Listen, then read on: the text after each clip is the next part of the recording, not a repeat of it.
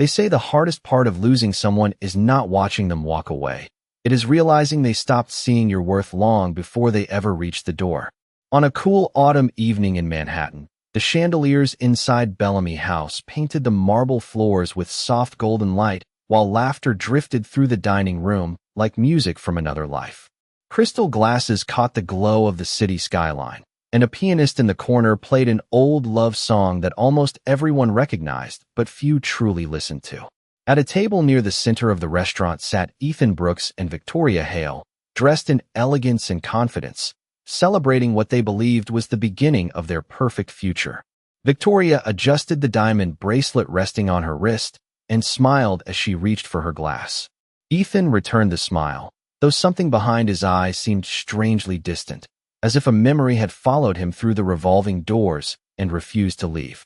3 years had passed since his divorce. 3 years since the lawyers signed the final papers. 3 years since Naomi Carter quietly packed a single suitcase and disappeared from the life they had built together. At first, Ethan had expected anger, tears, endless arguments, but none of those things ever came. Naomi had simply looked at him with calm brown eyes, removed her wedding ring, placed it on the kitchen counter, and whispered that she hoped one day he would find whatever it was he had been searching for. Then she walked away without raising her voice. That silence had bothered him more than any accusation ever could. Victoria noticed his expression and leaned closer with a playful laugh. "You're not thinking about the past tonight, are you?" she asked. Ethan forced a grin and shook his head. Not at all. But the truth was more complicated. Sometimes he still remembered the little things Naomi used to do, the handwritten notes tucked beside his morning coffee, the way she always believed in him before anyone else did, the quiet certainty that home was wherever she happened to be standing. He pushed the thoughts aside and reached for the wine menu. Across the room, the front doors opened. The cool night air slipped inside for only a second before the doorman closed them again, but somehow the entire atmosphere changed.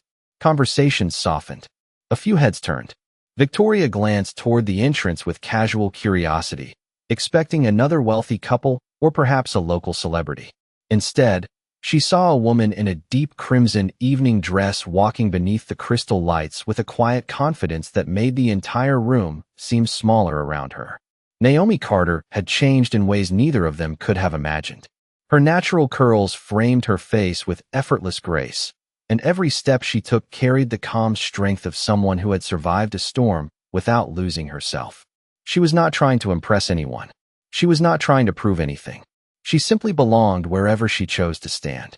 Ethan felt his heart skip before he could stop it. The years between them seemed to vanish all at once. Victoria's smile slowly disappeared as she followed Ethan's gaze. Then she noticed something else. Naomi was not alone. A tall man in a perfectly tailored black suit walked beside her, his quiet presence commanding attention without demanding it. He pulled out her chair before taking his own seat across from her, and the gesture was so natural, so full of genuine respect, that even strangers nearby smiled without knowing why.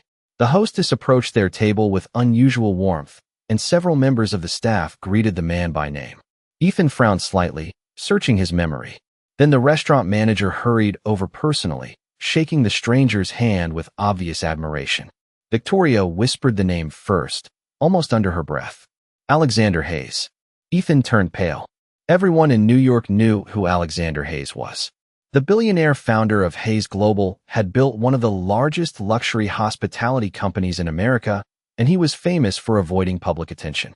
Yet tonight, out of all the places in the city, he was sitting across from the woman Ethan had once convinced himself he could replace. Naomi looked up for just a moment, her eyes meeting Ethan's across the room. She did not look angry. She did not look sad. She simply offered the smallest, kindest smile before turning back toward Alexander, as though the chapter they had shared had already been finished long ago. And for the first time since signing those divorce papers, Ethan Brooks felt the quiet, terrifying possibility that losing Naomi had not been the end of her story. It had only been the beginning. Long before the crystal lights of Bellamy House and the quiet shock that filled Ethan Brooks's heart, there had been a very different version of their story. 10 years earlier, neither of them had owned designer clothes or attended charity galas where millionaires discussed business over expensive wine.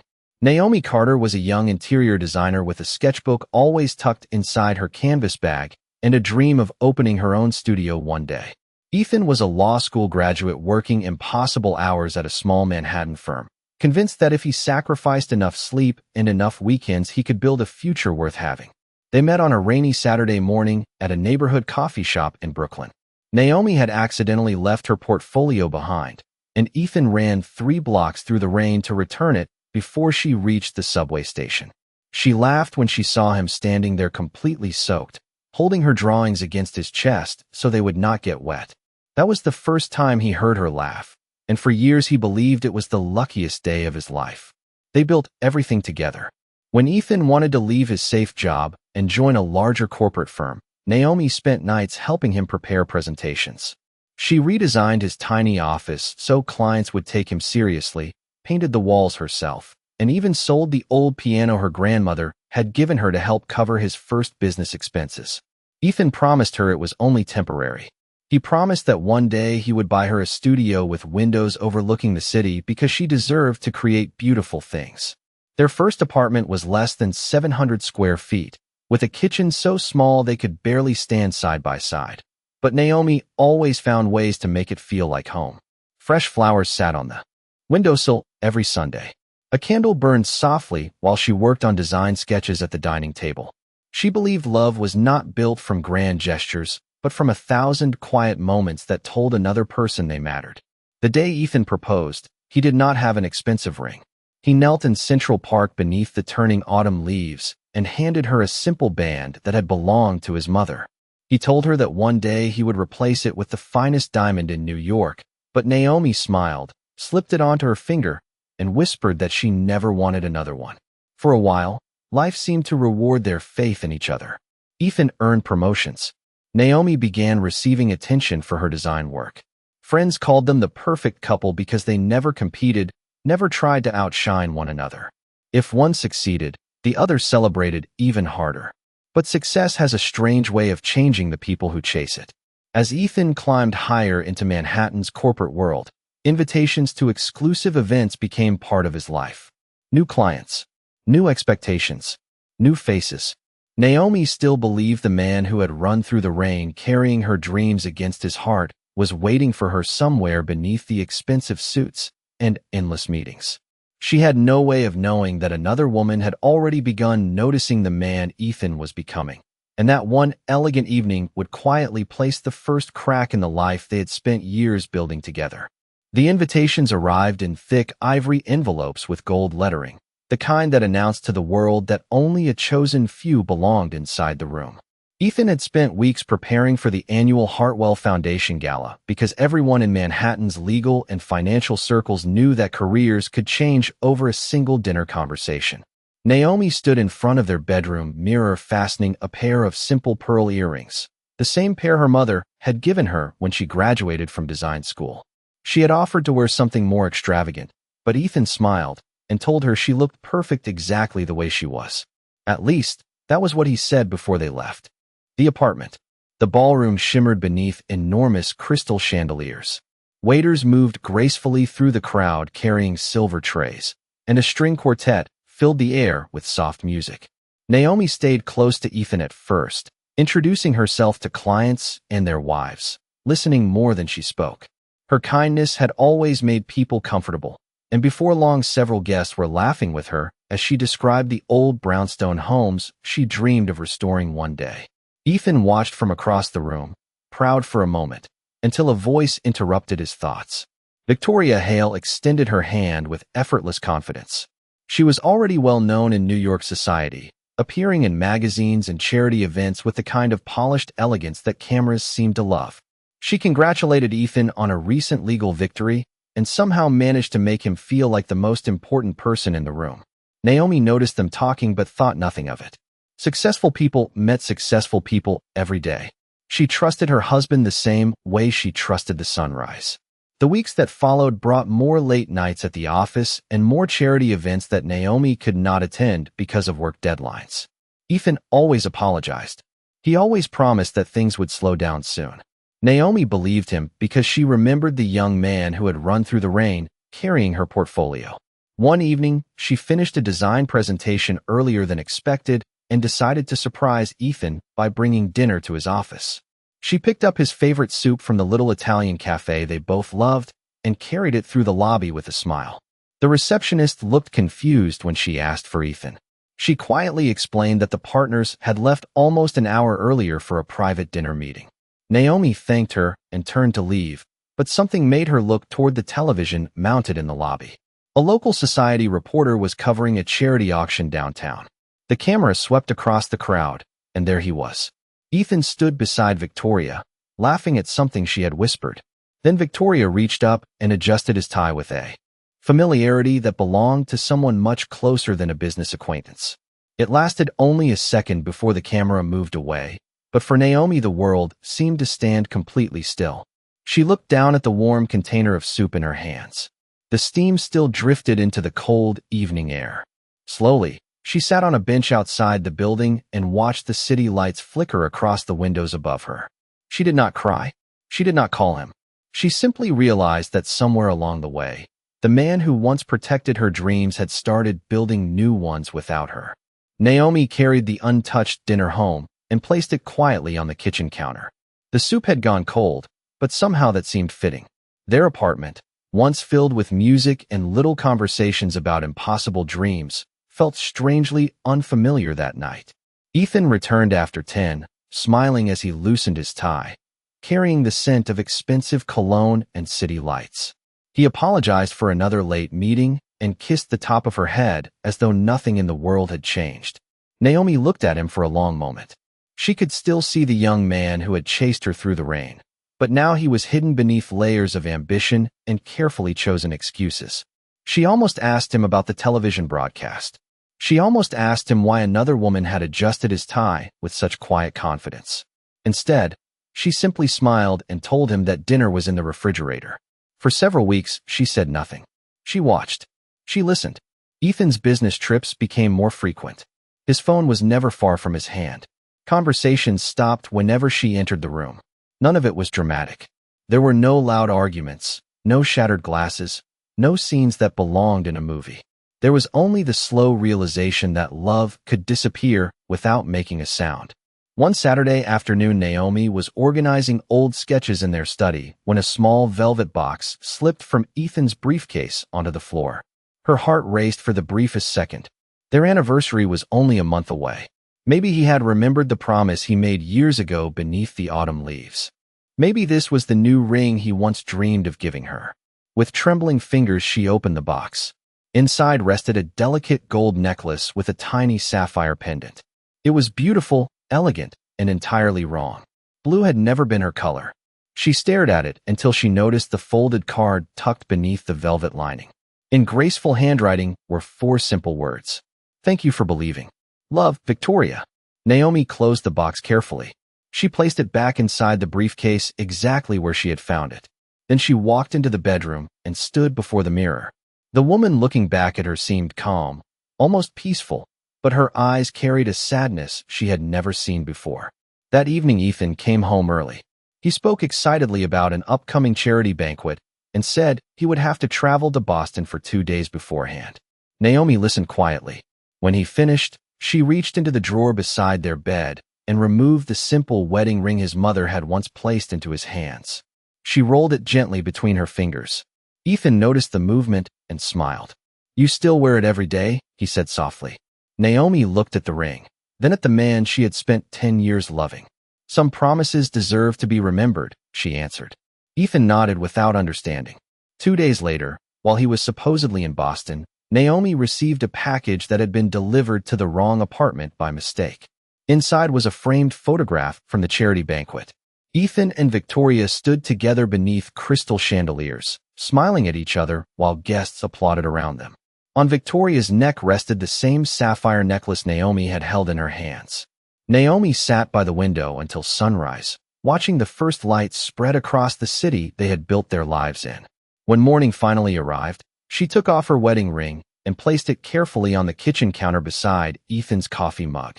There was no note, no accusation, no tears. Some endings do not arrive with thunder.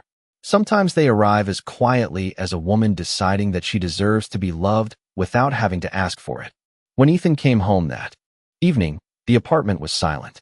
The lamp beside the window was still glowing, and his coffee mug sat exactly where it always did, but something felt different the moment he stepped inside. He called Naomi's name once, then again, expecting her familiar voice to answer from the kitchen or the little studio where she sketched her designs.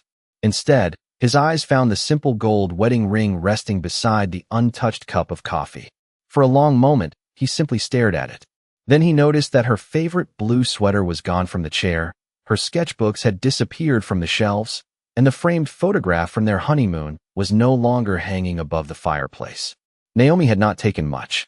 One suitcase, a few boxes, her drawings, the things that belonged to her heart. She left the furniture, the dishes, even the old blanket they used to watch movies under during winter storms. Ethan reached for his phone immediately, but every call went straight to voicemail. Days passed, then weeks. The divorce papers arrived through a lawyer with no demands and no accusations. Naomi did not ask for the apartment. She did not ask for money. She only requested the return of her grandmother's piano, the one she had sold years ago to help build Ethan's future. Reading those words, Ethan sat quietly in his office for several minutes before signing the documents. He told himself that this was for the best. He convinced himself that people changed, that relationships ended, that he and Victoria had found something stronger. Yet every evening when he unlocked the apartment door, the silence waiting inside seemed heavier than the day before. Naomi, meanwhile, had started over in a small apartment across the river in Hoboken. The building was old, and the windows looked out over a busy street instead of the Manhattan skyline, but sunlight filled the rooms every morning. She found work designing cozy cafes and family-owned bookstores, places that reminded her that beauty did not need to be expensive to matter. Money was tight at first. There were nights when she sat at her kitchen table surrounded by blueprints, wondering if she had been foolish to walk away from the comfortable life she once had. But every morning, she looked at her reflection and realized that the sadness in her eyes was slowly fading. One rainy afternoon, nearly a year after the divorce became final, Naomi volunteered at a community center that was raising money to renovate an old neighborhood library. Children ran between folding tables covered with drawings of what they wished the building could become. Naomi knelt beside a little girl struggling to color a picture of the reading room and gently helped her choose brighter shades. A quiet voice beside her said, "You make people believe that ordinary places can become something extraordinary." Naomi looked up and found a tall man standing there, holding a stack of donated books in his arms. His suit was simple, dark, and perfectly tailored, but there was nothing arrogant about him. His expression carried the calm confidence of someone who had already proven himself and no longer needed the world to notice. "I think people do that on their own," Naomi answered with a soft smile. "I only help them see it." The man returned the smile and extended his hand. "Alexander Hayes." Naomi shook his hand politely, unaware that almost everyone else in the room had already recognized the billionaire whose hotels stretched across the country. To Alexander, however, she was not a headline or a photograph in a magazine. She was simply the woman kneeling beside a child, making an old library feel like the beginning of a dream. After that afternoon at the community center, Naomi expected Alexander Hayes to disappear back into the world of private jets and boardrooms. Men like him belonged on magazine covers, not in old libraries with peeling paint and children carrying borrowed books. Yet the following Saturday, he returned wearing a simple sweater and carrying another stack of donations. The volunteers treated him like anyone else because he had asked them to. Naomi watched as he helped an elderly carpenter move heavy shelves into place, smiling when one of the children handed him a paintbrush that was far too small for his large hands. There was something almost unexpected about the quiet way he carried himself. He never spoke about his success. He never mentioned the hotels that bore his family name. Instead, he asked Naomi questions about colors, architecture, and why she believed certain places could change the way people felt. She told him that buildings were not only made of brick and glass. They were made of memories. A home was where a child felt safe. A library was where someone discovered a dream. A little coffee shop could become the place where two strangers met and changed each other's lives forever. Alexander listened carefully, as though every word mattered. Weeks turned into months. Sometimes they met at the library renovation. Sometimes they shared coffee after work at a small cafe overlooking the Hudson River. Naomi noticed that he always arrived a few minutes early and always remembered the little details she mentioned in passing. One chilly November afternoon, she spoke about her grandmother's old piano, the one she had sacrificed years before to help someone she loved build a future. Alexander said nothing at the time. 2 weeks later, he invited her to see a historical theater his company had restored in Brooklyn. As they walked through the grand lobby, Naomi stopped in complete surprise. Resting beneath the crystal lights was a beautifully restored vintage piano that looked almost identical to the one from her childhood. Alexander noticed the tears gathering in her eyes and quietly said, "Some things should never have been lost." Naomi touched the polished wood with gentle fingers and smiled for the first time in years without carrying even a small piece of sadness inside her heart. She never asked how he had found it. She knew it was not exactly the same piano, but somehow it carried the same feeling. It was kindness without conditions. It was generosity without expectation. Meanwhile, Ethan's life looked perfect from the outside. His career had flourished, and Victoria loved attending parties where photographers followed them across red carpets. Friends congratulated him on his success, but every time he returned to his apartment, the silence remained. Victoria often talked about appearances, about invitations, about who was rising and who was falling in. New York society. One evening she laughed while scrolling through social media and said she had heard Naomi was working on little neighborhood projects now. "Such a waste of talent," she remarked carelessly. Ethan looked out the window instead of answering. He remembered the woman who once transformed a tiny 700-square-foot apartment into the warmest place he had ever known. Deep inside, he wondered if talent had ever truly been the thing he lost. One snowy afternoon, Alexander and Naomi stood outside the finished library as families gathered for the grand reopening. Children rushed through the front doors, their laughter filling the winter air. Naomi looked at the restored building and whispered that she had almost forgotten what it felt like to begin again. Alexander looked at her with calm certainty and replied, "The strongest people are not the ones who never break. They are the ones who choose to build something beautiful from the pieces." Naomi did not answer right away.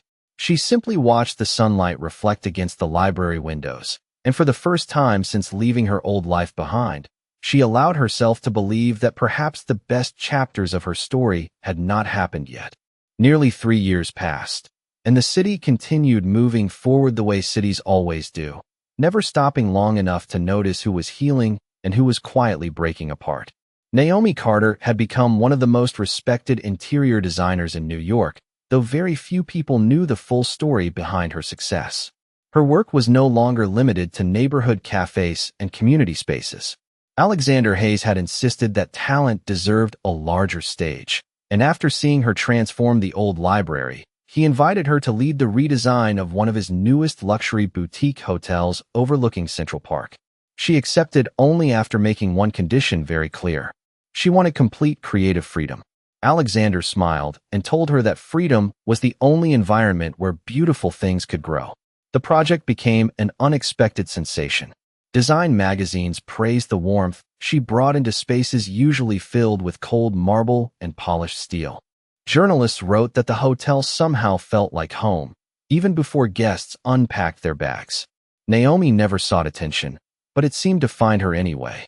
Alexander watched from a distance, quietly proud, never stepping in front of her accomplishments or trying to claim credit for them. Their friendship had grown into something deeper, but neither of them rushed to give it a name. Some evenings they shared dinner after long meetings. Other nights they simply walked through the city, talking about books, old buildings, and the strange ways life sometimes rebuilt people without asking permission first. One evening Alexander handed Naomi a small package wrapped in simple brown paper. Inside was a silver keychain engraved with a tiny piano and a single sentence. "Every beautiful beginning starts with one brave goodbye." Naomi traced the words with her fingers and looked at him. "You always know exactly what to say," she whispered. Alexander shook his head gently. "No, I simply pay attention." Across the city, Ethan's life had become a carefully arranged performance. Victoria loved the cameras, the charity events, and the invitations that came with his success, but she had little patience for quiet evenings or old memories. Their conversations often revolved around appearances and opportunities. Ethan rarely argued. Instead, he found himself thinking about simpler days, about fresh flowers on a windowsill, about handwritten notes beside a coffee cup, about a woman who believed that kindness was never wasted. One afternoon, his law firm received an invitation to the grand opening gala of the newly restored Hayes Grand Hotel. It was expected to be one of the biggest social events of the season, bringing together business leaders, artists, and celebrities from across the country. Victoria was thrilled. She immediately ordered a custom gown and spent hours planning who they should speak to and which photographers would be attending. Ethan barely looked at the invitation until his eyes stopped on a single line near the bottom. Interior Design Vision by Naomi Carter. He read the name again, then once more. Victoria noticed his silence and smiled with quiet satisfaction. "Well," she said, folding the invitation, "it looks like your ex-wife finally found herself a nice little career." Ethan did not answer. Something inside him had already begun to unravel. On the evening of the gala, Bellamy House was filled with golden light and soft music. Guests admired the elegant details Naomi had imagined months before.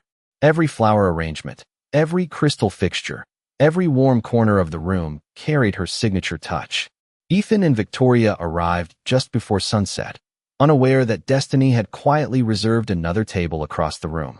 And when the front doors finally opened, Naomi stepped inside wearing a deep crimson dress, walking beside Alexander Hayes with a calm smile that no longer belonged to the woman who had once left her wedding ring beside a forgotten cup of coffee. The ballroom seemed to glow beneath hundreds of crystal lights, each reflection dancing across polished marble and tall windows overlooking the Manhattan skyline. Soft piano music drifted through the room while guests admired the elegant details that had transformed the old building into something unforgettable. Naomi moved through the crowd with quiet confidence, greeting investors, artists, and longtime friends who congratulated her on the remarkable success of the project. She thanked them with the same gentle smile she had once shared with children at the little neighborhood library, never pretending to be someone she was not. Alexander remained close, but never overshadowed her. He introduced her simply as the brilliant woman whose vision had brought the entire place to life. Ethan watched from across the room, barely hearing the conversations around him. Every flower arrangement, every warm corner, every carefully chosen light fixture reminded him of the woman who had once turned a tiny apartment into a home with almost nothing. Victoria, however, noticed something different. She noticed the way people gathered around Naomi.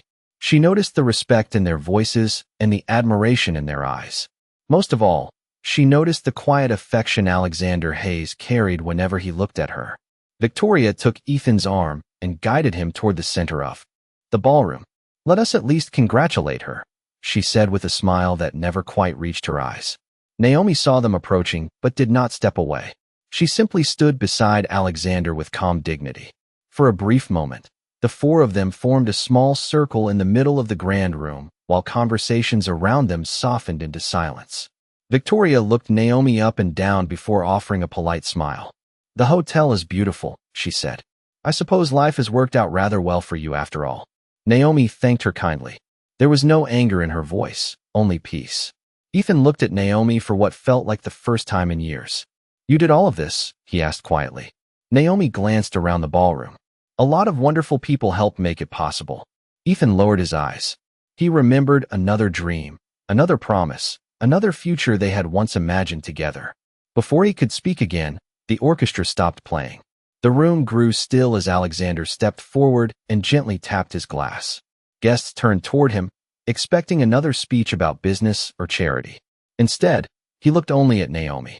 His voice was calm, steady, and carried through the ballroom without effort. "People often believe that success is measured by buildings, companies, or fortunes," he began.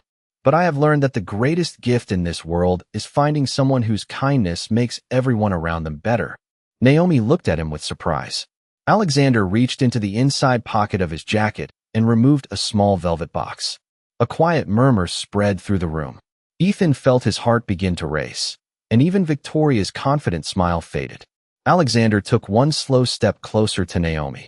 "I have traveled across the world," he continued softly. I have stayed in the finest places and met extraordinary people, but I have never met anyone who carries grace the way you do. You taught children to dream again. You turned empty buildings into homes. And without even trying, you reminded me that love should never ask someone to become less than they are." He opened the small box, revealing a simple and elegant diamond ring that sparkled beneath the chandelier lights. Then, before the entire ballroom, Alexander lowered himself onto one knee. The room became completely silent. Ethan could only watch as the woman he had once taken for granted stood beneath the golden lights, no longer carrying the sadness he had left behind. And in that quiet moment, he finally understood that the greatest thing he had ever lost was never the marriage. It was the heart of the woman standing before him. For a moment, the entire ballroom seemed to forget how to breathe. The music had faded, the conversations had disappeared, and beneath the golden light of the chandeliers, Alexander Hayes remained on one knee with quiet certainty in his eyes. Naomi looked down at the small diamond resting inside the velvet box.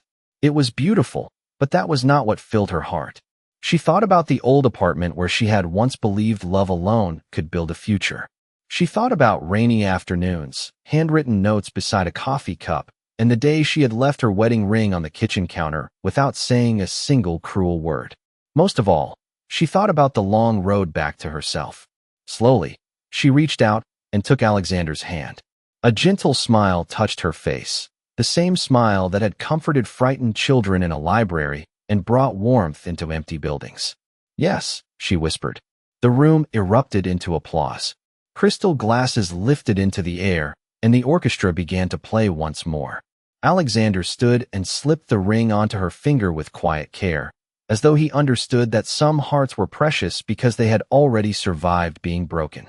Naomi looked at the diamond for only a second before looking back at him. The ring was not a promise that life would always be perfect. It was a promise that she would never again have to earn the right to be loved. Across the ballroom, Ethan stood perfectly still. Victoria spoke to him, but he could not hear her words. His eyes remained fixed on Naomi's hand. Years ago, he had promised to replace the simple band his mother had given them with something extraordinary. He had spent so much time chasing success that he forgot the woman who had believed in him before the world ever did. Now another man had given her something far more valuable than a diamond. He had given her respect. Victoria finally broke the silence between them. "It is only a proposal," she said softly. "People move on." Ethan looked at Naomi one last time. She was laughing quietly as Alexander spoke to her, and there was a light in her eyes he had not seen for many years. He realized then that she had not become someone new. She had simply become herself again. "No," Ethan answered, almost to himself. She did not move on. She found the life she always deserved. Later that evening, as guests slowly left the hotel, Naomi walked with Alexander onto the rooftop terrace overlooking Manhattan. The city shimmered beneath them like a sea of stars. A cool breeze carried the sound of distant traffic and soft music drifting through the open ballroom doors. Alexander looked at her and asked if she had any regrets. Naomi rested her hand against the railing and watched the lights stretch toward the horizon. "For a long time, I thought losing everything had destroyed me," she said. "But sometimes life takes away the wrong people, so the right ones can finally find us." Alexander smiled and gently took her hand. Far below, Ethan stepped into the waiting car with Victoria, but before the door closed, he looked up toward the rooftop one final time. He could barely make out the two figures standing together beneath the night sky, but somehow he understood what he was seeing. It was not revenge. It was not victory over him. It was simply a woman who had chosen dignity over bitterness and had been rewarded with a future brighter than the one she left behind. As Naomi and Alexander turned toward the city lights, the diamond on her hand caught the glow of the skyline, and for the first time in many years, she felt completely at home. Because sometimes the greatest miracle is not finding someone who loves you. It is finding the courage to believe that you were always worthy of that love in the first place.